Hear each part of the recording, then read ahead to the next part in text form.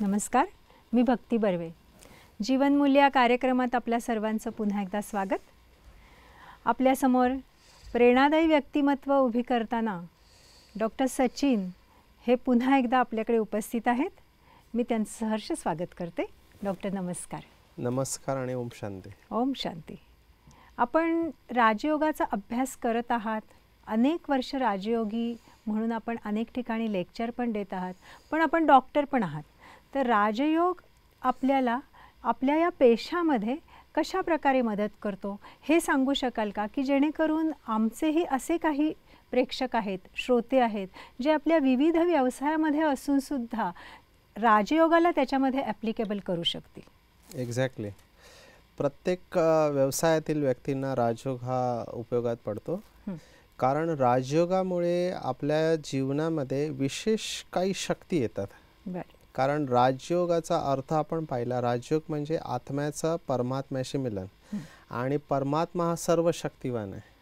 तर जसा तुमचा योग परमात्म्याशी जुळायला लागतो तसा त्याच्या शक्ती तुमच्याकडे प्रवाहित व्हायला लागतं. म्हणजे हा सृष्टीचा नियम आहे की energy flows from higher concentration to lower concentration. सर्वात जास्त शक्ती परमात्म्यामध्ये आणि तो सर्व शक्तिवान आहे. आणि जशा त्यांच्या शक्ती तुमच्यामध्ये प्रवाहित व्हायला लागतात तर त्यातल्या प्रमुख शक्ती, बिंग अ डॉक्टर, ज्या मला किंवा बाकीच्यांना पण प्रत्येक व्यवसायामध्ये ह्या दोन शक्ती महत्त्वाच्या आहेत, त्या म्हणजे परखण्याची शक्ती आणि निर्णय करण्याची शक्ती. ओके. ज्याला आम्ही डिस्क्रिमिनेशन आणि डिसिजन मेकिंग पॉवर म्हणतो. म्हणजे आपलं पूर्ण आयुष्याचं जर एका शक्ती जर तुम्हाला उपयोगाची असेल ती म्हणजे निर्णायक शक्ती. ओके. आपण सर्व आयुष्यामध्ये ज्या ज्या टप्प्यावर पोहोचलेलो आहेत त्याच्या कुठे ना कुठे एक निर्णय आपण घेतलेला असतो. बरोबर. भले तो निर्णय जाणतेपणे घेतलेला असतो किंवा अजाणतेपणे घेतलेला असतो. वी आर कॉन्शियसली और अनकॉन्शियसली आपण निर्णय घेतो आणि हे निर्णय घेणं हे बुद्धीचं काम आहे. बरोबर. बुद्धीचं फंक्शन आहे आणि बुद्धी स्वच्छ बनते राजयोगाने, कारण हा बुद्धियोग आहे. आणि जशी तुमची बुद्धी शक्तिशाली आणि स्वच्छ पवित्र बनायला लागते तसं त्या बुद्धीचं डिसिजन इफेक्टिव्ह व्हायला लागतं. सध्या जे मी पाहतो आहे की लोक द्विधा मनस्थितीमध्ये आहेत, किंवा मागे तुम्ही स्किझोफ्रेनिया अवस्थेचं वर्णन केलं, मल्टिपल पर्सनॅलिटी, किंवा त्यांना कळत नाही काय करावं, हे करू का हे करू, इथे जाऊ की इथे जाऊ. आणि कारण सध्या आपल्यासमोर एवढे ऑप्शन्स आहेत. तुम्हाला एक साधी वस्तू जरी घ्यायचं असेल, फ्रीज जरी घ्यायचं असेल तर 10 प्रकारचे फीस आहेत. तर प्रत्येक फ्रीजचं प्लस मायनस पॉईंट, इथे डिफ्रॉस्ट चांगलं होतं का, ह्याचं कूलिंग चांगलं आहे का, हे फ्रेश आहे का, ह्याची किंमत किती आहे, ह्याची उंची किती आहे, ह्या सगळ्यांचा विचार करताना बुद्धी थकण्याची शक्यता असते. नक्कीच. तर त्यावेळेला माझी आवश्यकता काय आहे, माझी रिक्वायरमेंट काय आहे, माझं बजेट काय आहे आणि माझ्या ज्या आवश्यकता आहेत त्याच्यामध्ये पूर्ण होतील की नाही हे विचार करायला मला वेळ नाही लागला पाहिजे. माझं डिसिजन क्विक झालं पाहिजे आणि ते क्विक डिसिजन घेणं राजयोगामुळे शक्य होतं. म्हणजे डिसिजन मेकिंग पॉवर ही वाढते. डिसिजन मेकिंग पॉवर वाढते आणि डिसिजन आपण तेव्हाच घेऊ शकतो जेव्हा आपण परखू शकतो परिस्थितीला. परिस्थितीला परखणं आलं पाहिजे. डिसिजनच्या अगोदर एक शक्ती येते ती म्हणजे परखण्याची शक्ती. आणि ही परखण्याची शक्ती व्यवहार आणि परमार्थ दोघांमध्ये उपयोगाची आहे. अगदी खरं आहे. आणि परमार्थामध्ये सुद्धा, कारण काही लोकांना आता आम्ही बघितलेलं आहे की मदत करायची सवय असते. ते म्हणतात परमार्थ म्हणजे गोरगरिबांवर दया करा.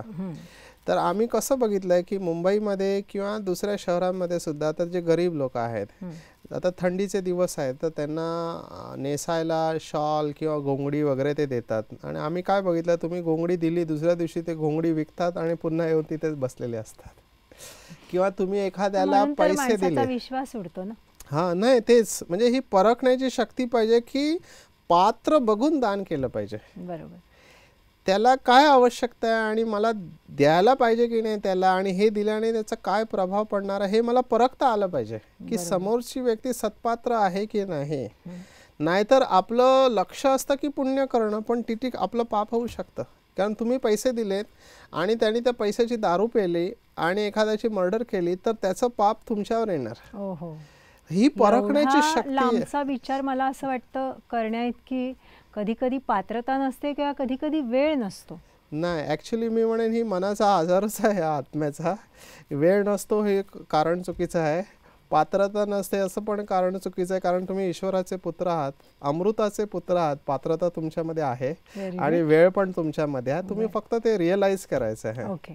तर ते रिअलाइज केल्यावर ह्या दोन शक्ती इमिजिएटली तुमच्यामध्ये येतात. आणि आम्हाला खास करून डॉक्टर्सना की एखादा आजार डायग्नोज करायचा असेल तर त्याच्यामध्ये ह्या दोन शक्ती फार महत्त्वाच्या आहेत. की पहिलं परखता आलं पाहिजे की याला कुठे प्रॉब्लेम आहे, शरीराचा आजार आहे की मनाचा आजार आहे. काही वेळेला दोन्ही मिक्स पिक्चरमध्ये येतं, असतो मनाचा आजार पण तो शरीराच्या रूपाने येतो, तर आम्हाला परखता आलं पाहिजे. काही वेळेला पेशंट खोटं बोलतात, तर खोटं बोलण्यामागे खरं काय आहे ते शोधून काढावं लागतं. जसं माझ्याकडे एखादी व्यक्ती आली, ती म्हणाली की मला ना फार ॲसिडिटी होते. म्हातारी व्यक्ती आहे, म्हणजे 55 वर्ष 60 वर्ष वय आहे, फार पित्त होतं, फार ॲसिडिटी होते. तर मी बघितलं गोळी दिल्यावर हिचा आजार ठीक नाही होत आहे. मग शेवटी न राहता मी विचारलं तुमच्या घरी काय सून वगैरे आली आहे का नवीन? बोलले डॉक्टर साहेब बरोबर ओळखलं, सुनेमुळे मला सगळं ॲसिडिटी होते. एवढं पटकन कबूल पण केलं. हा, आणि तिने कारण ते कळतं ना काहीतरी बदल आहे याच्यामध्ये. अगोदर नव्हती अशी व्यक्ती, काय झालं ते पटत नाही दोघांचं. म्हणजे मला असं वाटतं की राजयोग शिकल्यामुळे तुमचं डायग्नोसिस जे आहे खरंच वाढलंय, ॲक्युरेट होतं आणि त्वरित होतं. या दोन शक्ती तर म्हणजे मला खूप आवश्यक पडतात. पण खरं सांगू का की सर्वसामान्यांकडे आज एक शक्तीची फार कमी आहे, जे आपण सहज बोलता बोलता म्हणतो की आता तू माझ्या सहनशक्तीचा अंत नको बघूस. तर ही सहनशक्ती आज म्हणजे वयाचं त्याला काही बंधन नाही आहे. अनेक ठिकाणी मी बघितलं की लहान मुलंसुद्धा सहनशक्ती नाही दाखवत, आईवडील नाही दाखवत. आणि ॲज अ डॉक्टर तुम्हाला सुद्धा कधी कधी पेशंटकडून मला वाटतं असं काही उदाहरण येत असेल की जिथे तुमच्या सहनशक्तीचा कस लागतो.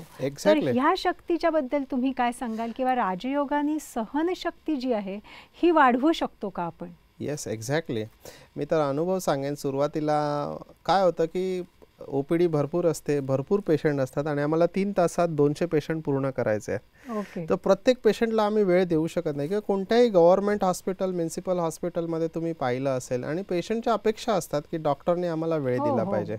पण डॉक्टरचे पण लिमिटेशन असतं. डॉक्टरला 2 शब्द कळले तर अनुभवी डॉक्टर कळतं की याला काय आजार आहे, त्यामुळे त्याला पण कळतं की वेळ दिला पाहिजे. पण लोड असतो, OPD संपवायची असते 1 वाजायच्या अगोदर, त्यामुळे तो वेळ देऊ शकत नाही काही कारणास्तव. आणि अशा वेळेला एखादा पेशंट येतो आणि एवढे प्रश्न विचारतो, आम्ही त्यांना औषध लिहून देतो, तो बाहेर जाऊन परत येतो, डॉक्टर साहेब ह्या गोळ्या घ्यायच्या, पण ह्या केव्हा घ्यायच्या, पाण्याबरोबर घ्यायच्या का दुधाबरोबर घ्यायच्या? आम्ही म्हणतो ठीक आहे पाण्याबरोबर ऑलरेडी सांगितलेलं. हां, परत विचारतो, परत येतो तो 5 मिनिटांनी, बोलतो डॉक्टर साहेब पाण्याबरोबर घ्यायच्या, पण जेवणाच्या अगोदर घ्यायच्या का नंतर घ्यायच्या? आम्ही बोलतो ठीक आहे जेवणानंतर घे. तो 5 मिनिटात परत येतो आणि बोलतो ह्या गोळीबरोबर घेतलं तर चालेल काय, खाल्लं तर चालेल काय? आम्ही म्हणतो तुला जे काय खायचं असेल ते खा, पण माझं डोकं खाऊ नकोस. अशी अवस्था येते. मग ते शेवटी वर्कलोड जेव्हा वाढतो ना, तर आम्ही बघितलं की आमचा पण काही वेळेला म्हणजे एकतर एवढा वर्कलोड आहे म्युन्सिपल आणि गव्हर्नमेंट हॉस्पिटलमध्ये की रात्री नाईट ड्युटी करून परत आम्हाला OPDमध्ये बसावं लागतं. म्हणजे शिफ्ट ड्युटी, डॉक्टरांचा वर्कलोड असा असतं. काही वेळेला इमर्जन्सी येते रात्रीच्या वेळेला, आम्ही नाही म्हणू शकत नाही. तर yes, no doubt about it, हा एक सहनशक्ती आहे. पण त्याच्याबरोबर मी असं म्हणेन की सामावण्याची शक्ती, सहन करण्याबरोबर सामावण्याची शक्ती पण पाहिजे. कारण आम्ही चारी बाजूला आमच्याकडे निगेटिव्ह एनर्जीवाले लोक जास्त असतात. आम्ही ह्यांना एक शब्द वापरतो की जसं ते व्हॅक्यूम क्लीनर असतो ना, तो सक करतो एनर्जी. तर माझा असा स्वतःचा अनुभव आहे की सकाळी चार्ज होतो, पण दिवसभरामध्ये हे निगेटिव्ह एनर्जीवाले लोक आले ना, ते सगळी एनर्जी अशी शोषून घेतली जाते. तर सुरुवातीला असं वाटायचं की by the end of day you are totally drained out आणि तुमच्यामध्ये काही राहिलेलं नाही, जेवण पण नको, जाऊन फक्त झोपायचं असं वाटायचं. पण जेव्हापासून राजयोगाचा अभ्यास केला तर असा अनुभव झाला की एनर्जी अशी वरून येते आणि अशी चालली आहे. म्हणजे माझ्या एनर्जीमध्ये मायनसमध्ये नाही चालली आहे. एनर्जी येते आणि शिवबाबा ती देतोय त्यांना आणि त्यांना मिळते. आणि पहिला जो तोल जायचा तो आता नाही. आता वाटतं ही पण आजारी आहे, ह्याला वेळ दिला पाहिजे. आणि त्यांचं पूर्णपणे ऐकून घेतो, त्याला संपूर्ण संतुष्ट करतो. भले कमी पेशंट बघितलं चालेल, पण जेवढे बघणार सगळे संतुष्ट झाले पाहिजे. तर ही सहनशक्ती राजयोगाने निश्चितच येते. सहन करण्याची शक्ती आपल्याला वाढते आणि ही शक्ती फार मोठी शक्ती आहे. लोक ह्याला कमजोरी समजतात. का सहन करायचं? मी आता तेच विचारणार होते की कधी कधी असं वाटतं की 2 प्रश्न असतात लोकांचे. एक म्हणजे आम्हीच का सहन करायचं, आणि दुसरा प्रश्न असा असतो की किती आहे, त्याची लिमिट काय आहे सहन करण्याची. याच्याबद्दल तुम्ही काय सांगू शकाल? येस, 2 प्रवाह आहे त्याच्यामध्ये. एक डॉक्टर माझ्यातला वेगळं उत्तर देतो आणि अध्यात्माचा अभ्यासक वेगळा उत्तर देतो. दोन्ही उत्तर आम्हाला सांगा. तर पहिला मी डॉक्टरचं उत्तर सांगेन, की डॉक्टर किंवा सायकोलॉजिस्ट माझ्यातला सांगतो की तुम्ही बघा तुमच्यामध्ये किती शक्ती आहे ते. आणि ज्याला तुम्ही म्हणतात की बस आता नाही सहन होत, त्यावेळेला you must take a break. As a doctor मला असं बोलावं असं वाटतं, कारण आम्हाला एक एक्सपेरिमेंट सांगितला जातो, जो सायन्सने एक्सपेरिमेंट केला, याला आम्ही बॉइल्ड फ्रॉग सिंड्रोम म्हणतो. बॉइल्ड फ्रॉग सिंड्रोम हा प्रयोग सायंटिस्टनी प्रयोगशाळेत केला. त्यांनी काय घेतलं की एक बेडूक, ज्याला आपण म्हणतो मेंढक किंवा फ्रॉग, घेतला. आणि या बेडकाची विशेषता आपल्याला माहिती आहे की तो बाह्य वातावरणानुसार आपल्या शरीराचं तापमान ॲडजस्ट करतो. त्याच्यामध्ये ही शक्ती आहे. तर त्यांनी प्रयोग काय केला की त्या बेडकाला एका पातेल्यात ठेवलं आणि ते पातेलं शेगडीवर ठेवलं. तर बेडूक मस्तपैकी त्या पाण्यामध्ये एन्जॉय करत होता. हळू त्यांनी काय केलं, खालून गॅस ऑन केला, एकदम स्लो टेम्परेचर. म्हणजे आता जर त्या याचं टेम्परेचर 97 डिग्री फॅरनहाईट असेल तर ते 97 मध्ये 2.2 डिग्री वाढेल, एकदम कोमट पाणी जाईल असं. तर बेडकाने ते सेन्स केलं की तापमान थोडंसं कोमट झालेलं आहे, पण मी ॲडजस्ट करू शकतो, माझ्यामध्ये शक्ती आहे. तर बेडूक स्वतःचं तापमान आणि त्या तापमानावर त्याला काही दिवस ठेवलं. बेडूक म्हणाला आता मला सवय झालेली आहे, मी सहन करू शकतो. 7 दिवसानंतर पुन्हा ते तापमान थोडं आणखीन वाढवलं. असं थोडं करत करत तो बेडूक बोलला की हे तर जास्त नाही आहे, आता मी ॲडजस्ट करू शकतो. कोमट होत होत ते पाणी गरम करत गेले ते, आणि त्या गरम पाण्यामध्ये बेडूक राहायला लागला. त्याने ते तापमान गरम पाण्याबरोबर ॲडजस्ट केलं. पण ते तापमान हळूहळू सायंटिस्ट एवढं वाढायला गेले की एक असं टेम्परेचर आलं की ते तापमान आता बॉईल व्हायला लागलं, पाणी उकळायला लागलं. त्याच्यामध्ये पण बेडूक ॲडजस्ट करायचा प्रयत्न करत होता. पण त्याला आता कळलं की टेम्परेचर भरपूर वाढलेलं आहे, पाणी उकळत आहे, ह्याच्यामध्ये मी जास्त वेळ राहू शकत नाही. त्याला कळलं आणि ते भांड छोटा होता. बेडूक म्हणाला की मी जंप मारू बाहेर जाऊ शकतो. आणि त्यांनी प्रयत्न करायला गेला, पण तो जंप मारू नाही शकला त्या छोट्याशा भांड्यातून बाहेर. का? कारण त्याची सगळी एनर्जी ॲडजस्ट करण्यामध्ये गेली होती. ह्याला आम्ही म्हणतो बॉइल्ड फ्रॉग सिंड्रोम. तर तुम्ही ॲडजस्ट केलं पाहिजे, सहन केलं पाहिजे, पण एवढं पण लक्ष तुम्ही ठेवलं पाहिजे की त्या ॲडजस्ट करण्यामध्ये, सहन करण्यामध्ये तुमची शक्ती जर संपायला आलेली असेल, एवढी पण संपता कामा नये की ती शक्ती संपल्यानंतर तुम्ही जिवंतच राहू नये. ठीक आहे ना? तर त्या स्टेजमध्ये तुम्ही जाऊ नका. म्हणजे एकदम नील नाही झाली पाहिजे शक्ती. पण मग ही स्टेज कशी ओळखायची? ती स्टेज ओळखण्याची पण पद्धत आहे की जेव्हा तुम्हाला वाटतं की तुमचा आवाज वाढतो आहे काही कारण नसताना. तुम्ही जर एखादी गृहिणी असेल तर भांड्यांची आदळआपट वाढलेली आहे. तिला अगोदर झोप लागायची, आता झोप नाही लागत. ती अगोदर जेवण घ्यायची, आता तिला जेवावंसं वाटत नाही. एकटी राहायला लागलेली आहे. तिच्या कार्यामध्ये, परफॉर्मन्समध्ये फरक आलेला आहे, रिलेशनशिपवर इफेक्ट आलेला आहे. तर ती तुमची शक्ती संपलेली आहे. त्यावेळेला you must meet some right person, counsellor किंवा एखादा डॉक्टर जो तुम्हाला त्याच्यातून बाहेर काढू शकतो. तुम्हाला त्यावेळेला ब्रेकची आवश्यकता आहे डेस्परेटली, आणि तुम्ही तो घेतला पाहिजे. तुम्ही त्या अवस्थेमध्ये कंटिन्यू केलं तर तुमचा पण बॉइल्ड फ्रॉग होऊ शकतो. तर हे सिग्नल मागे पण आपण पाहिलं, हे ताप आहेत.